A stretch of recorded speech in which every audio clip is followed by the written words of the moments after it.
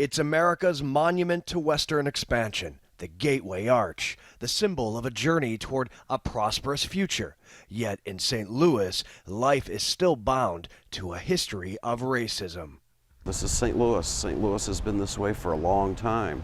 They used to sell slaves during the Civil War in St. Louis, and I don't think that mentality's ever left. At A&B Car Wash and Repair, murals pay homage to slain civil rights leaders.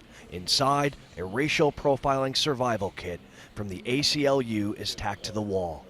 I had one instance where I just left my house.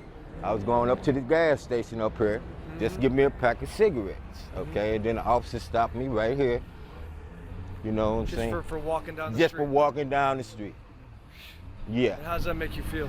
That makes me feel bad, you know, sad in a way. But then again, I don't know what's going through anybody's mind. Poverty is only one aspect of it. The other aspect is a lack of investment in your urban core. Carol Campiecki heads the Center on Urban Research at Washington University.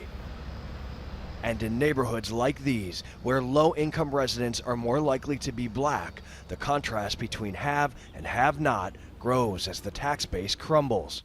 The result? Schools and other programs that move people forward suffer. So America is a land of opportunity for those who have the preparation to take advantage of those opportunities. However, the disinvestment for the young and the poor has not been. That's where the promise has not fulfilled its reality. Across the United States, there are many cities that have segregated neighborhoods and divided areas. But here in St. Louis, if you drive down Del Mar Boulevard and you get out and you talk to some of the people here, they call it the Del Mar Divide. It's because whites are on that side and blacks on the other side.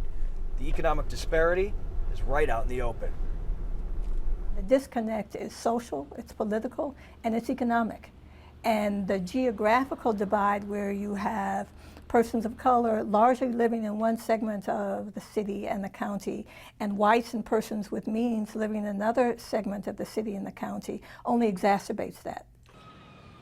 Some St. Louis natives acknowledge segregation exists here, intentional or not.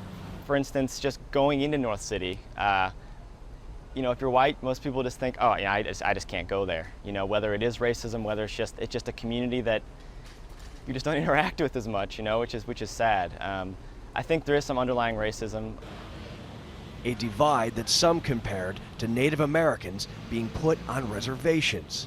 But if you break it down in that way, you will get a better understanding of how you're being herded, how you're being manipulated, how you're being shoved here, and what's being thrown into your community, and why you have this type of thing. Rufus Shannon bought a house in this blighted neighborhood for just $4,000, believing one investment at a time can make a difference he hopes can be ignited by the racial flashpoint in Ferguson. Robert Ray, Al Jazeera, St. Louis.